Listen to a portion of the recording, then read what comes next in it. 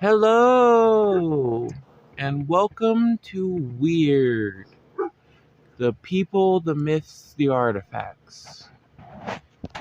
Joining me on this fine October morning is my sister, Hello. Crimson, with a guest appearance by the Queen Mother. Yes. And this is going to be the final installment of our Halloween miniseries about phobias. It was originally going to be 4 episodes, but life kind of threw a brick at us. That So, happens yeah. every now and then, just a blink. So this is going to be the last one, and we're dedicating this one to a very special person. You've met him, you love him, the Pale Father, whose birthday should be coming out either today or this. Yay. And let's get to it. Do you want to start or should I? See. I'll start. Okay. Da-da-da. So the one I'm starting with is nyctophobia. Well, anyways, it's the fear of the dark. Nyctophobia. However you pronounce those weird words, I don't know. So, I don't know about you, but being in the dark can be kind of scary. And so people with the fear of the dark can be afraid of being alone in the dark. They can have anxiety for dark spaces and trouble sleeping in the dark, which can lead to insomnia because if you can't sleep in the dark, obviously you're not going to sleep because the dark freaks you out. So insomnia can lead to tiredness, and I don't know about you, but when I'm tired, I'm cranky. So they're probably very cranky people, which can affect in relationships and jobs, and I don't know, that just sounds like hard. Well, I used to have a fear of the dark, in particular when I'm walking our dogs, as you can hear them, at night, because we live in a place not too far from nature. So there's all these animals and scuttling, and not to mention dogs running off their leashes. And it was a very nerve-wracking experience. So, and you remember that time I broke down because I got really frustrated and couldn't walk the dogs in the dark anymore? Yep. Well,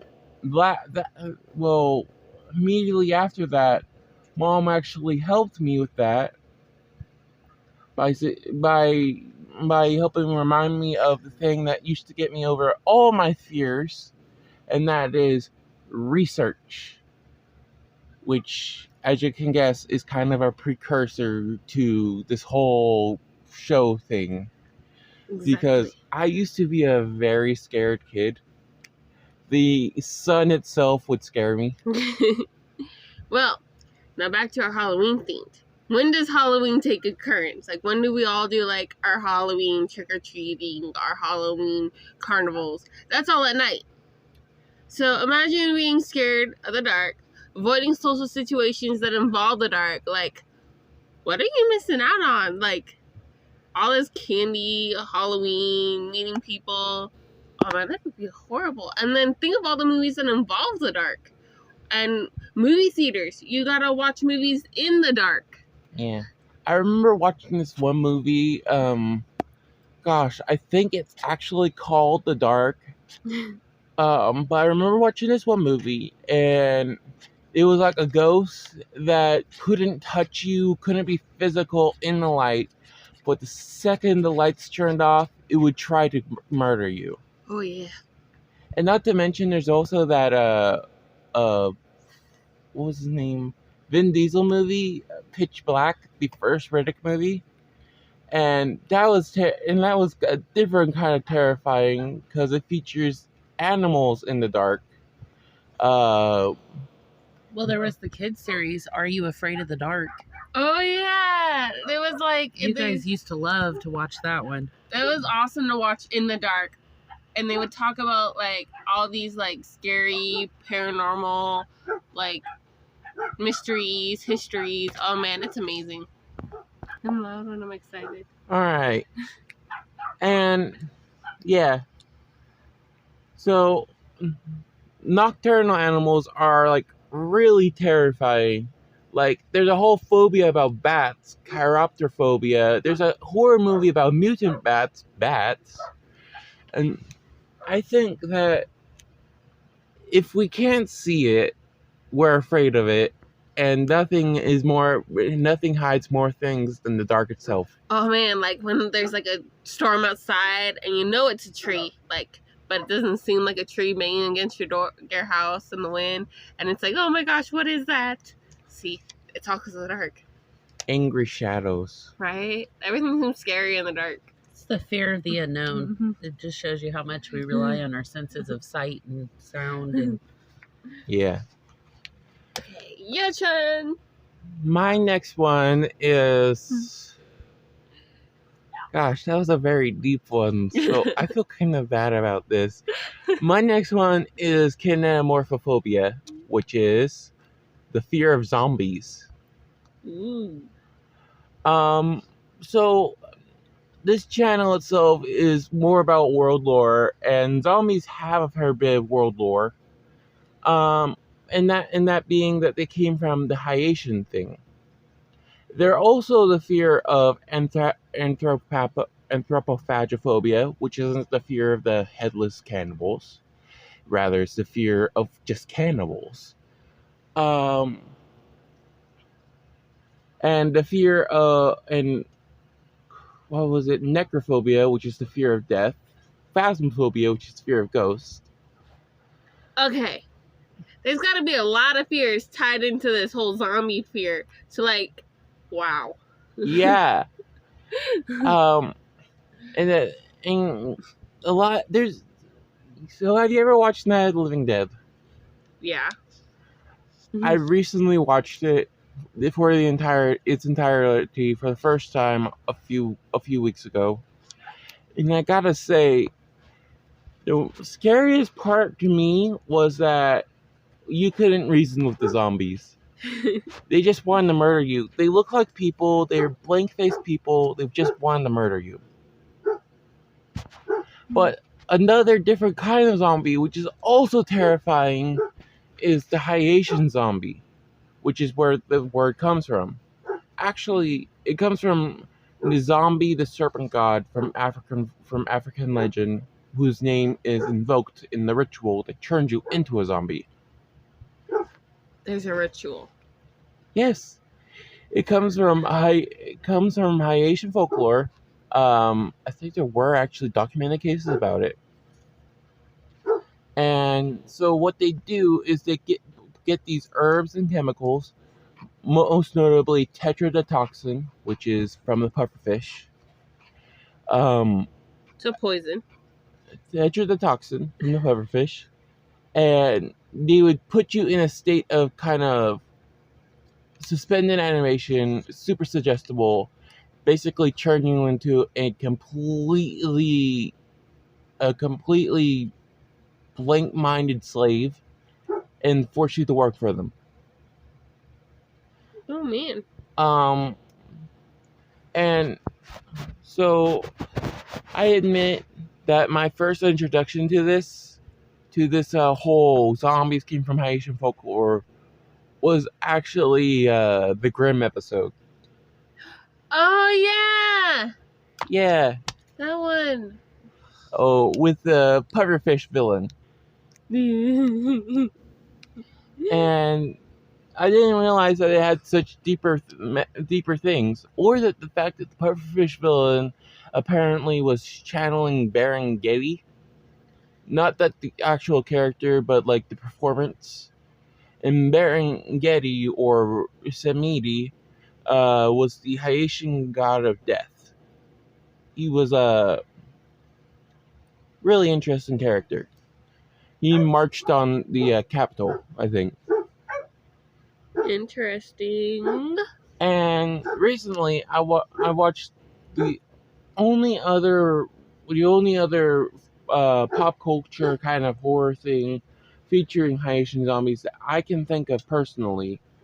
White Zombie featuring Bela Lugosi, which I recommend you check out because the silence is super eerie. Okay, now that just sounds like a whole thing on its own. Silence, eeriness. Nah, I'm good. Um, and so where was I? Eerie silence, white zombie. The middle of zombie land. Oh my gosh. So, Night of the Living Dead spawned a whole bunch of zombie movies. It's the original zombie movie. And now, off the top of my head, there's like 100. I'll rattle off a few and try to put them in a block on the screen. But there's Shaun of the Dead, Zombieland, Omega Man, the weird vampire zombie things. There's also Warm Bodies, which is kind of a romanticized zombie thing. iZombie, the series. Oh yeah. iZombie the series. My favorite supernatural crime drama. There's gosh, where was my brain? Hocus Pocus. They had a magic zombie. Oh yeah, the one with his things like tied like sewed shut because like Yeah, Put his mouth shut. yeah. Billy Butcher. And that's the thing is that you don't see a lot of magic zombies except in like fantasy. Oh, the new Dungeons and Dragons movie. They featured the magic zombies that answer questions. There's so many zombies, and it's such a big part of our pop culture now. Zombies are pretty popular. I'm not gonna lie. Never been a big fan of them, but they're pretty popular. Yeah. Yeah. Your turn. Okay, my turn. So I did that one. Okay, here's a good one. Maskophobia, also known as masklophobia, is the fear of masks. Do you know, not being able to like, not just masks though, it's the fear of costumes, anything that kind of like, you're not who you are. You know what I mean? Disguises. So it's, you can't see the person's real face, can't see their expression, their emotion. Even like a mascot can scare you because that's not you. It's common in children because sorry, No. my throat.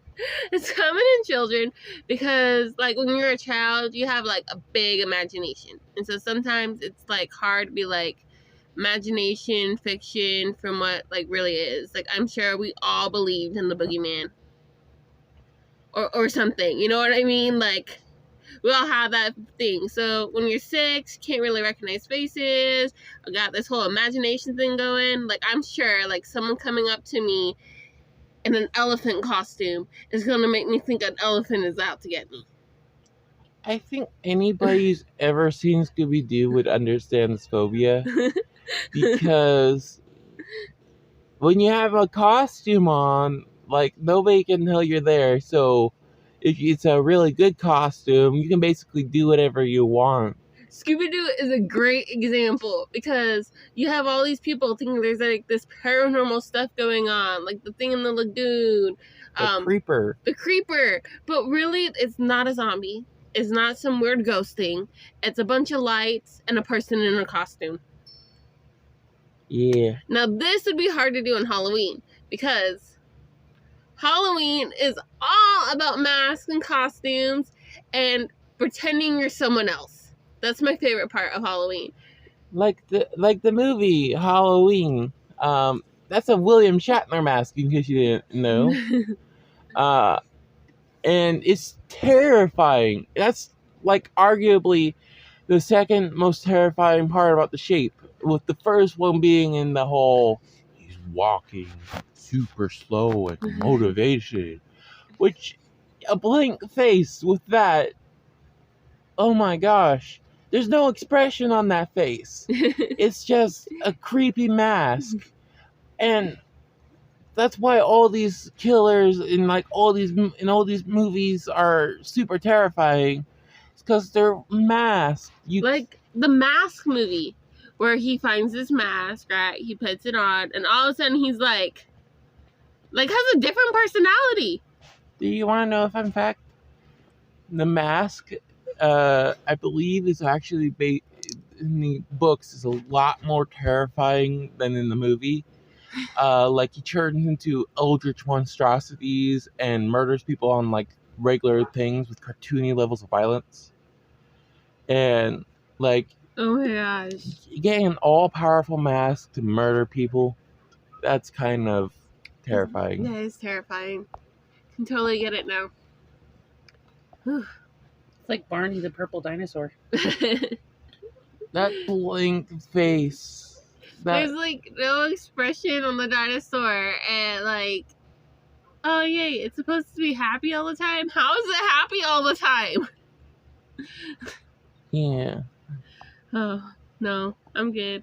But that just shows to show you, Barney the dinosaur was like really good with like a children's show, and so masks, costumes are big in children's shows. Look up Blue's Clues. Oh, I don't think Blue's Clues has a mask. I think it's all cartoons. Is it all cartoons? Yes, it's all cartoons. Are you sure? But Yo Gabba Gabba, like Thank you.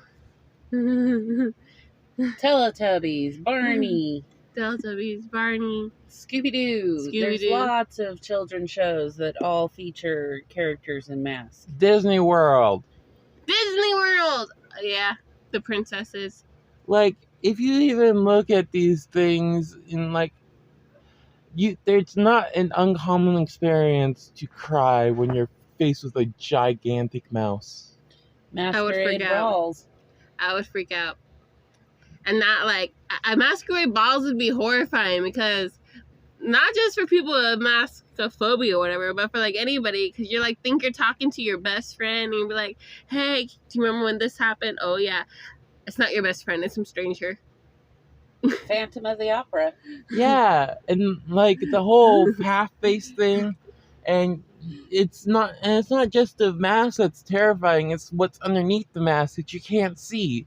Like he's badly disfigured, and he's like pretty much insane because of it. Oh my goodness. Plus, the Invisible Man, like you can't see him. His Nope. whole body's the mask, and he can basically murder with impunity. He murders like 5 people in the movie, and nobody can catch him until he slips up and it's snowing. So you're basically got a person that's acting totally outside the norms of society. And he can get away with it because he's invisible. I think you lost the plot there. Did we? The I think- Invisible Man is not a mask. It's an actual, condition. See, that's on him though. He started it. No, Okay. you were talking about disguises, and in a lot of the new stuff, the Invisible Man is a disguise. Okay. Now you're more into the fear of the unknown. Okay, before we get totally off track and start talking about some weird things, let's switch. Your turn. All right. So here's a better one. Pediophobia. I want you to take a guess as to what that is. Feet.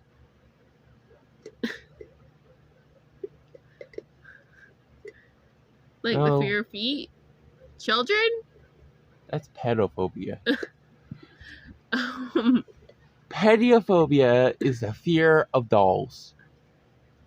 Okay, I can get behind on this one. Dolls are creepy. Creepy. Remember Toodles? Toodles is freaky. Toodles, for those of you tuning in, was my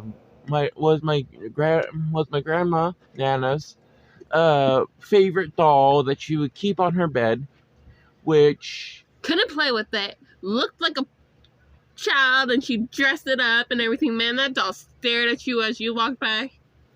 and we couldn't really avoid it a lot of the time because the It way was the always house was there. set up was that her room was one of the few places to enter the den, which is where all the cool stuff, where we'd have to find our grandpa, where we get our canned food from. So she set it up so the house was set up so that sometimes we'd have to go through the room and Deal with Toodles. to make matters worse, there was a mechanism in her eyes She moved her eyeballs. where, depending on where you are looking at her, she would be looking straight at you. She's freaky, man. To Which this day. for a 3 to 10-year-old, that's terrifying.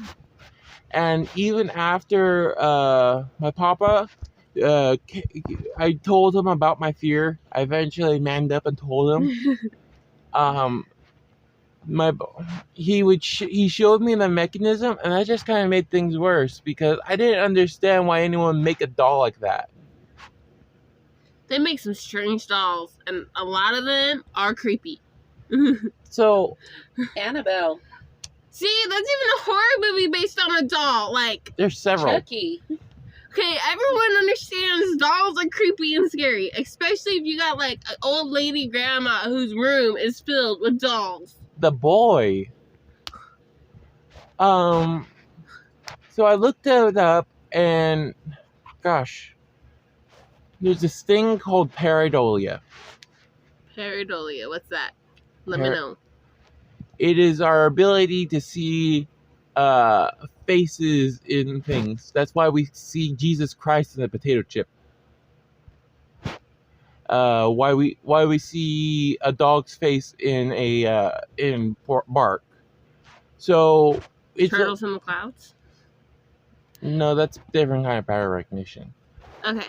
So that's why we see those, and it's a evolutionary thing that allows us to distinguish emotions, subtle differences in mood, or body language in other people. And the more things look like our face, the more we see in them, and the more irked we get when they don't do that. Mm-hmm. Which is gosh. Yeah, so at some point a Japanese guy, which is the origin of the term that I'm gonna bring up, a Japanese guy, Masahiro Mori, in 1970 put forth a thing called Bukimi no Tani in relation to what the difficulties robot makers will face. And it translates to the Valley of Eeriness, and this is where we get the term uncanny valley from. Okay. You know, like in the new Rescue Rangers thing, with Chuck and Yep, I got you. the chipmunks. I love the chipmunks. Chippendale. That whole scene there. I believe. So the thing is, we've had dolls for like, I think some of the oldest artifacts in the world are dolls. There's actually like a stone doll that was found in the past couple of years. Really? That's kind of cool. I'm gonna put it on screen now, but there's a stone doll that was found, and it's one of the oldest toys we've found. So we've had dolls for a really long time. They help children kind of practice their social cues and whatnot. But the whole uncanny valley, dolls are creepy, they're gonna murder us in their sleep, has only been around for the past 100 to 200 years. And that's because people started making their dolls look more like people, more like babies, more cherubic. And True. the whole and that's because of because of pareidolia, we've been getting increasingly creeped out by them. Like there's no Turing test for dolls. You know that in your heart of hearts that the thing won't move. But that just makes it worse because you're waiting for it to move and you're looking at it and the more you look at it, the more increasingly creeped out you are that's completely still. Okay, that totally reminds me of this book I read when I was a kid, and I believe it was. Oh my gosh, what was the name of the book? It was something princess. It was the one about the one who was orphaned because her dad did something in. The Little Princess? Yeah, I think that's it. And so she would pretend her dad gave her a doll and clothes and everything, and so she'd leave her doll in the room. And as she went out, did her things, she pretended or imagined, she had a great imagination, that the doll was moving and reading her books and sitting by the fire and eating her cookies. Children are creepy. There's a reason why pedophobia is a thing. Can't say I never did the same thing, you know? But, like, yeah, totally reminded me of that. So as developments advanced, I could do a whole video on dolls. I just realized that, and they're artifacts, so I can do a whole video on the dolls in the nearby future. So I will put. So if you want a video on dolls, put it in the comments. So I'm already running a little over, but yeah. Pediophobia it links into our fear of human-like things. I believe it's mascro. I'm gonna put it up here because I can't remember what it's called. And also our fear of puppets, puppetophobia, which take all of that fear of dolls and now give it the ability to move. Nope, I'm good. Yes. I'm good. Now, let's go Crimson. Awesome. Okay, so my next one and my last one is astrophobia. Now, we've all seen those old school Halloween scary movies, like, believe it was in the Addams Family, where all of a sudden you get lightning, thunder, boom, person shows up. Frankenstein. Now there is a fear of lightning and thunder. It can actually affect you, and so you want to stay away from outside the storm. You want to observe the storm, like constantly watch Weather Channel. You want to do all this stuff because you're scared of the storm. And the worst part is it's in any old school scary movie ever. So it's not like you can completely avoid it because if you want to watch a scary movie, you're gonna get. Where is my notes? Well, while you're pulling that up, I will admit I have mild astrophobia, and remember how I said that research solved my fear of nyctophobia? Yep. That did not work for astrophobia. That just made it worse. That had a complete inverse effect. I am now more afraid of lightning than ever. Because I am the second tallest person I know, so I am the second most likely to get hit by lightning. B, we live in an area where lightning is constantly hitting a nearby mountain. C, we live in a metal death box. And D, I have had bad experiences with electricity. didn't stop me from sticking stuff in electric sockets, but I've had bad experiences with electricity. And D, I still have to walk the dogs when it's thundering and storming and lightning's flashing down everywhere. Okay, for me, I can handle a thunder, like a big boom. It's chill. But like a sudden light coming across the sky, I'm trying to figure out where that light came from. And then I'm like, it's lightning. And oh, nah, I'm good. And you have all these like stories about people who get hit by lightning and poles. And like, there's metal everywhere. Okay. So, people with astrophobia want to watch the weather channel, weather system. They may plan for a storm before it like even happens. You know, like kind of like our fire drills where we get our stuff together just in case we have a fire. None of this sounds particularly excessive. Wait, I'm getting to the good parts. They can get clingy, like protect me. Okay? Kind of like hiding under the bed, making sure like their friend, family, dog, whatever doesn't leave. They won't leave the house during a storm.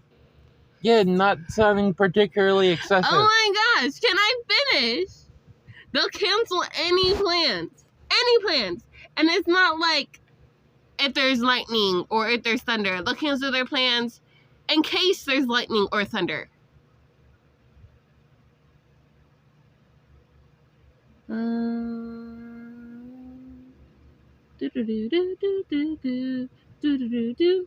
Their fear, their way they react can worsen when they're alone, which, yeah, I kind of understand that.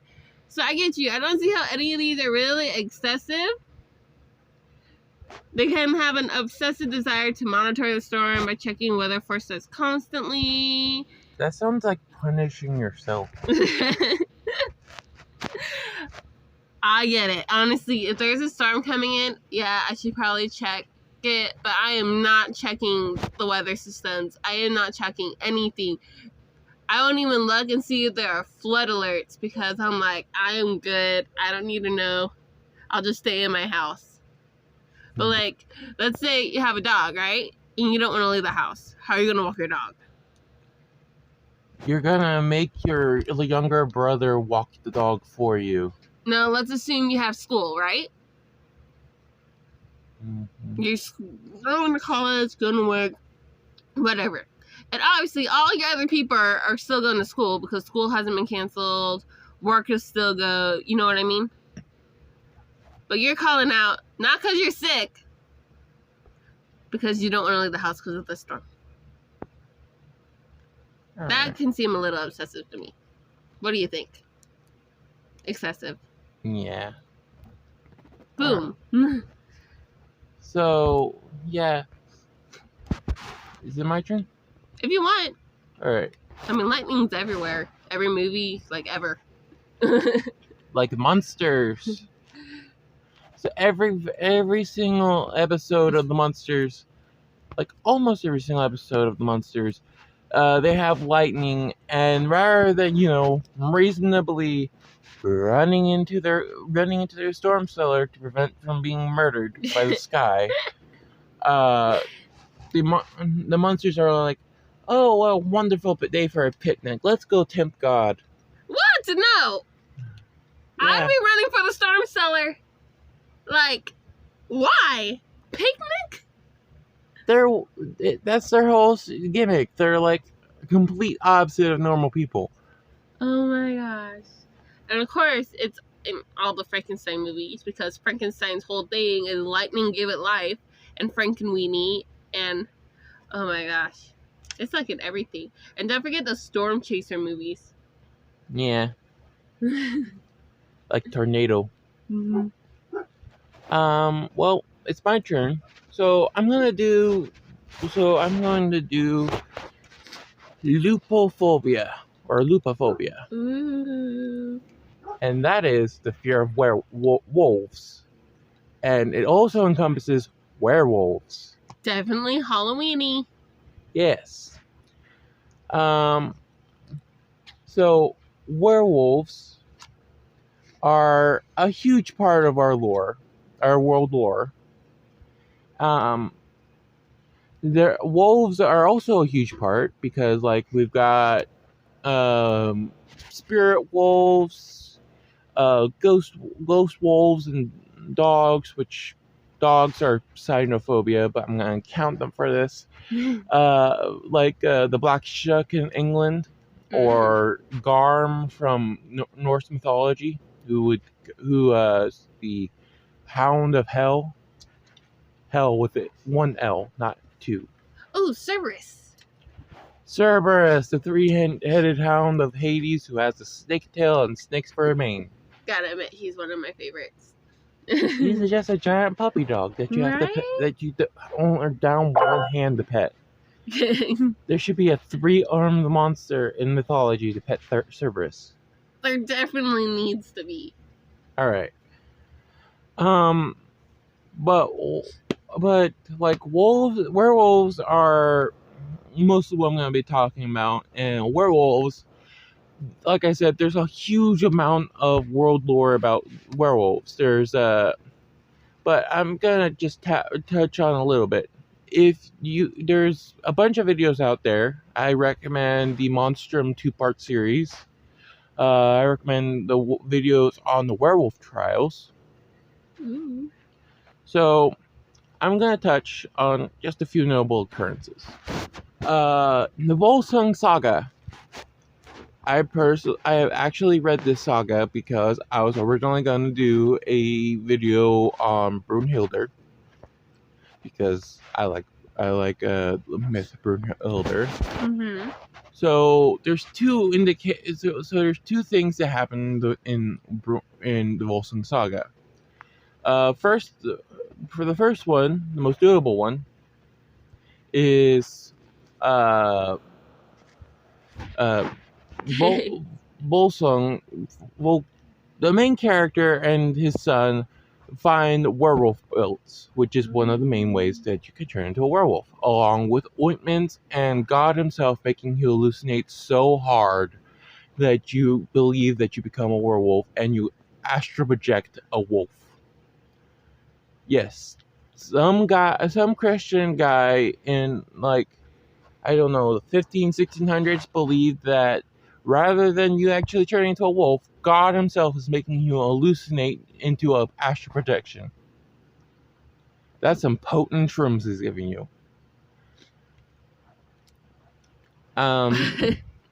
So they go and they try on these belts, cause chaos, murder a couple people, then get horrified when they take the belts off and burn them. Another one is this giant wolf that was actually the character that killed its mother. In Greek mythology, there's this guy called Lycaon. Ooh, Sound familiar? Mythology. I think so. So he served Zeus, his son. Oh, yep, starting to sound familiar. So he murdered his son, cut him up, and to test Zeus's whole omnipotence, served Zeus and his family. Zeus didn't eat it. Demeter actually ate a bit of shoulder because she was distracted. Oh no. So Zeus cursed the guy to turn into a cannibalistic werewolf. I probably would too. On the right side, the son, I believe his name was Pelops, became one of Zeus's food bringers, waiters, and went up into the sky. Servant people? Yeah. In real life, werewolves, there's a couple different things about werewolves, and sometimes some cases they're not really clear over whether they're real or not, or were really guilty of something, and just murdered because witch hunt. Which werewolves were tied to witches for a while. Makes sense. There's all those legends or in books where the werewolves, the devil like gave them servants. the ointment and the garter belt and whatnot. Yeah. So, but there are actually at least 3 cases I could find where, from all indications, the werewolves were actually early serial killers. Which I can see that. you can kind of see that, I guess, because Mom might know this. There was a Russian serial killer called the Werewolf who acted kind of like a werewolf would, brutally mauling and murdering people. That just sounds horrible. Yes. So so the most famous one I could find was this guy called Peter Stuggs All right. What or about Struggs. I don't know. him? He's one of the Garter Belt werewolves, and he supposedly killed and ate several children. And there was a huge trial about it. I believe they eventually burned him alive because, other than silver, that's one of the main ways that you can kill a werewolf. Presumably because you're damaging the body to the point where it can't regenerate. True. They also did that when they did the witch hunters. They always tied the witch to a stake of burned her. Yes, fire purifies your sins. And I'm gonna end my thing right here because we're going on a little long. By mentioning the Hounds of Gods. I actually do have a plan to talk about these in a later video. So the Hounds of Gods were werewolves that would fight demons for God. Essentially, remember how I said God made people astral project? Yeah. Well, in some of these cases, God made people turn into werewolves. Okay then. So I'm gonna talk about these in a later video, but I just want to mention that I love this one guy in particular who basically kind of pulled everyone's leg with the whole Hound of God thing. Like, you can tell that he's just an old man having fun, even if it might get him murdered. And they could tell too, so they just flogged him. And he still kept doing it. Alright. Gosh. Well, I'm gonna end the video here. Everyone say bye. Bye. Happy Halloween. Happy Halloween. Happy Halloween. And whatever you do, if you have some henophobia, stay inside and lock your doors because we're going out to scare people. Okay. Goodbye.